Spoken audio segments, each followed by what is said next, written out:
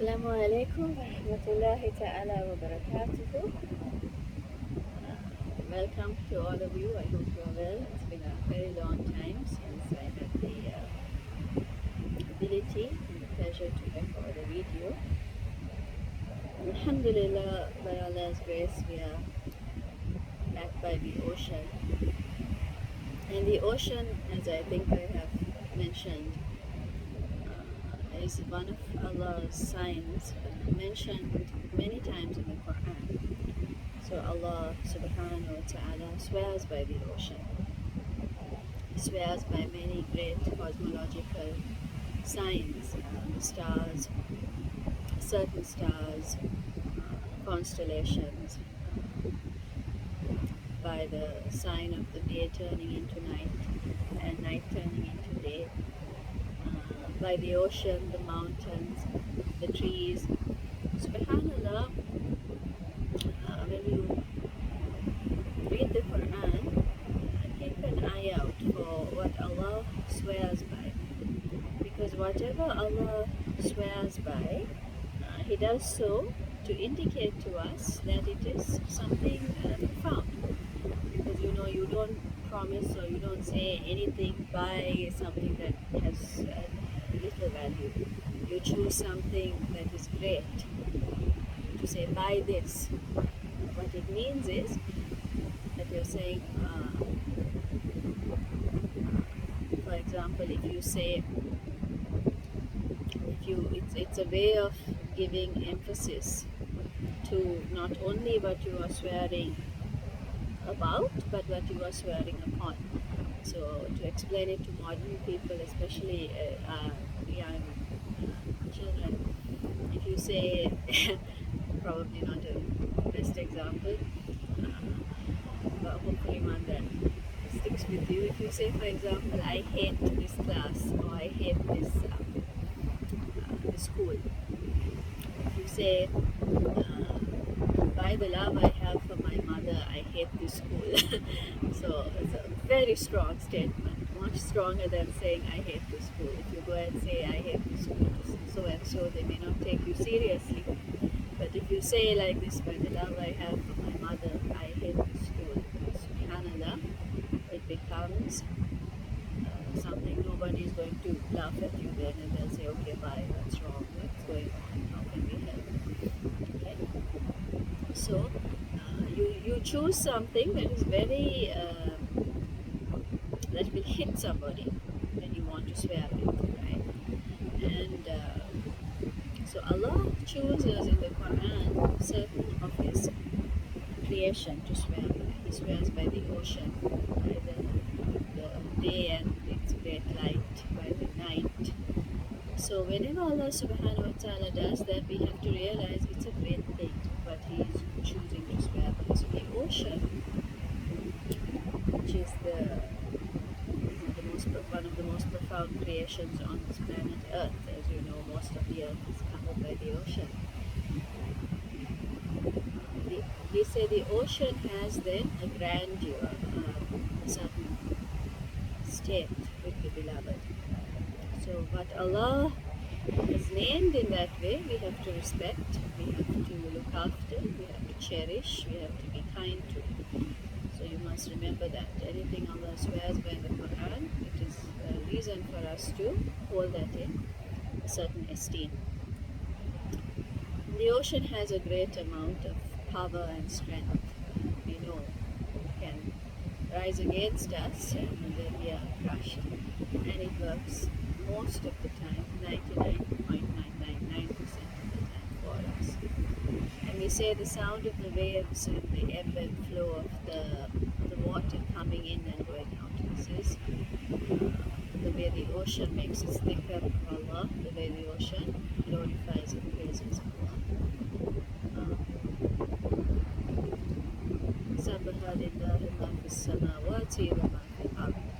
Sabbaha lillahi ma fis samawati wal ardi. Yusabbihu lahu ma fis samawati wal ardi. Al-Aziz al-Hakim. So these ayat in the Quran will say whatever is in the earth and whatever is in the heavens heavens glorify Allah. So the true state of reality is that everything that Allah has created without a free choice is in a state of tasbih, of making subhanallah, subhanallah, subhanallah, subhanallah. So this is the sound the ocean makes. And this is why when we are in times of trouble, or when we find things difficult, or we have some problems in our heart perhaps, so many people, whether they, whichever faith, whichever tradition, sometimes even if they deny the existence of a creator, they go to the ocean and find a lot of strength and healing. Because the state of, the effect of being around a creation that is in tasbih is that your heart will be healed and soothed and brought back to its true state of being. Its true state of being is to be in harmony with all of creation. So you become one with the cosmos, with the air, with the sound, the waves, your surroundings, what's in front of you, behind you, to the right and left of you, with people around you who are also in that state. So you live a life that is whole, right? Modern life, especially after the Industrial Revolution, modern life, and this has been predicted by Muhammad sallallahu alaihi wasallam, as well as all the other great teachers of all the great faiths, that what is happening in modernity, the time we are now living in, is that everything is accelerating. And post-industrial revolution, human beings are hell-bent upon trying to control.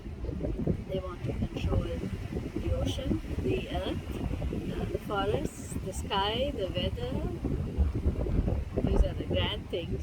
But starting very small, they want to control their own families, their children, their spouses, their parents, what they do, what they don't do, how they behave, how they speak. And they want to control their own destiny. I want to be this and this, and I want that and that. And what happens is, when you allow that control to become too much, your heart shifts out of harmony with the natural order of things, the natural cosmological cycle. That causes a lot of distress to the heart, because the heart was created to be an abd of Allah, yani to be a devotee of the Creator, meaning a devotion to the Creator means one is in tasbih, one is always glorifying the Creator. And when you are in a state of glorifying the Creator, you cannot move away from that wholesome, harmonious state of being. So modernity brings us this trouble. Now, we do not say in our tradition that you must not control anything. We are not fatalists, as in the Oriental scholars have labeled Muslims in the old days, when the West was beginning to understand the Muslim world.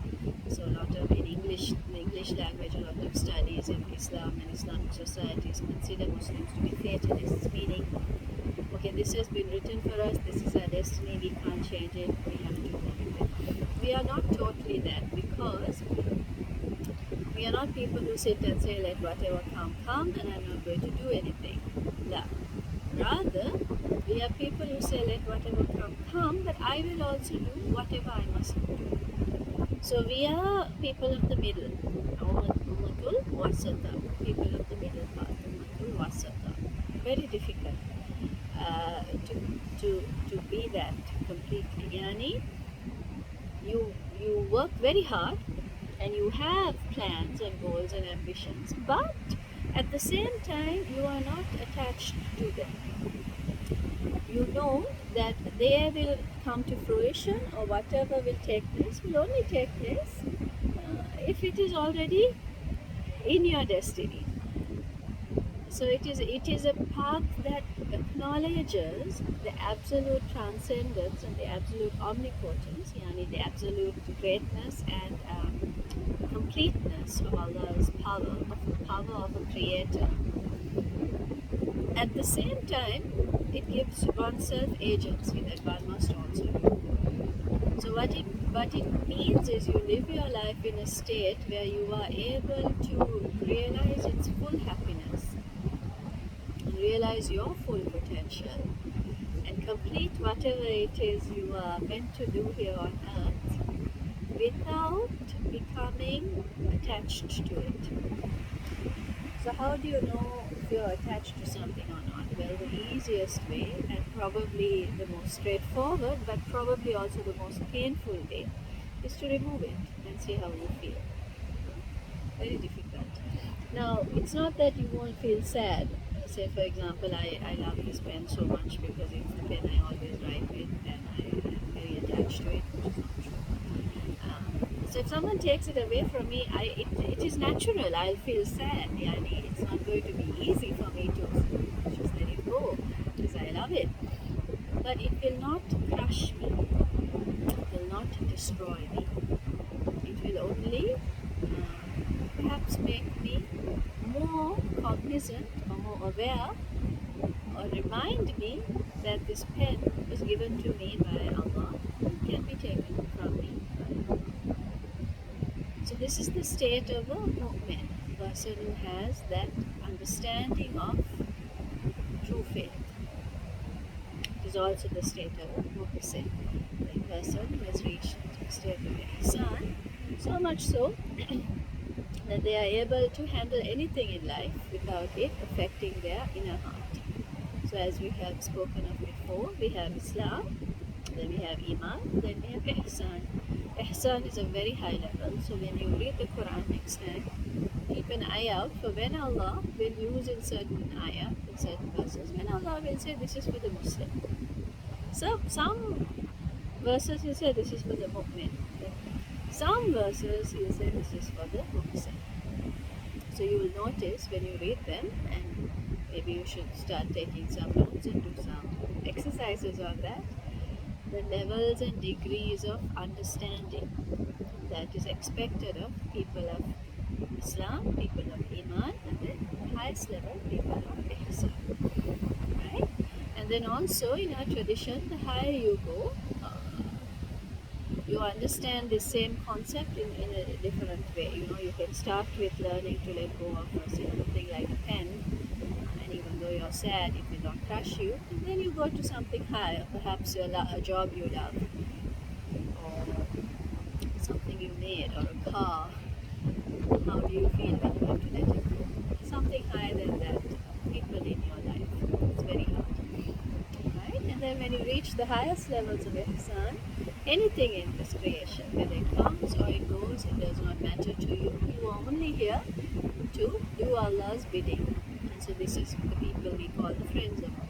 People, of course, all the prophets are the highest level of that, alayhim salam. And after the final messenger, sallallahu alayhi wa sallam, the Sahaba, radiallahu ta'ala anhu, they were at that level, definitely. They were all at that level. These are all people we consider awliya Allah, great friends of Allah, people who have reached the pinnacle of ihsan without being a prophet, actual prophet. Pinnacle of ihsan. So nowadays, even those people are hard to find, but there are some of them. There always will be some of them. Because once there are no more people on earth who have reached this highest pinnacle of ihsan, who live like that, truly live like that. So whatever Allah takes from them, it's okay, no problem.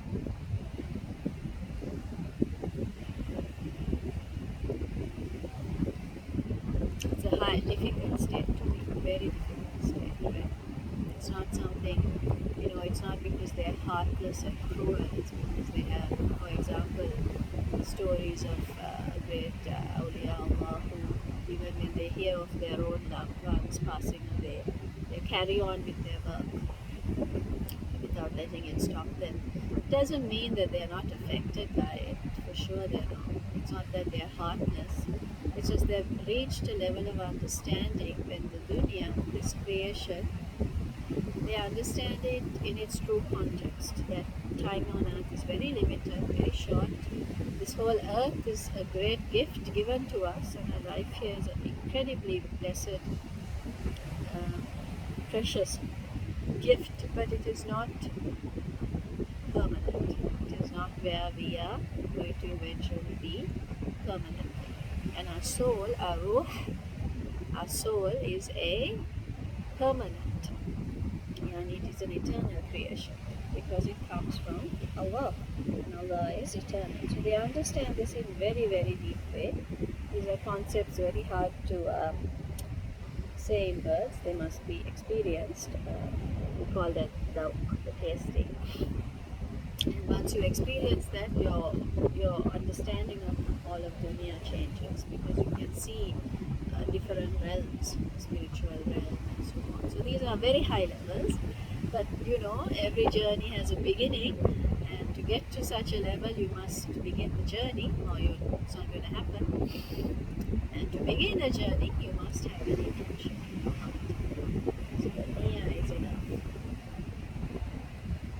And sometimes if Allah so chooses to make you such a person who has such understandings and such closeness, He will just do that because He is God and He may do as He pleases. And we know in the Islamic tradition, though we use the term He is not a He, nor is He a She. Allah is beyond these concepts we have of male and female and so forth. And one of the reasons Allah subhanahu wa ta'ala created male and female and the pairing, everything is in pairs. And as Allah says in Surah Yasin, 36, everything He created in pairs, is so that we who are stuck in this pairing will understand, will have a glimpse as to what it means that the Creator is unique, unpaired, has nothing that is required for completion. I'm straying a little bit, maybe I should stop now. So we started off with the ocean. Certainly the ocean and all of other creation are at a level of complete devotion to Allah. So they are muhsin. They are definitely muhsin. So we will draw a lot of strength from being with such creation. And this is why when your heart is troubled and difficult, you seek out these creations of Allah. It doesn't have to be what Western science is called alive. We know all of creation is alive from what our Prophet has taught us. All of creation has a memory. We know this, the earth has memory and will witness for or against us on Yawm Qiyamah. The ocean likewise, all of creation. So it is alive in that sense. So when your heart is troubled and you find your iman is weak, go, sit, be with the creation that is muhsin. You will be strengthened by it. This is one of the beautiful beautiful mercies of Allah that He has put in this earth. Everywhere, so much creation that is muhsin, so that for you, you must go and seek their light. Just being in their presence gives you that light, right?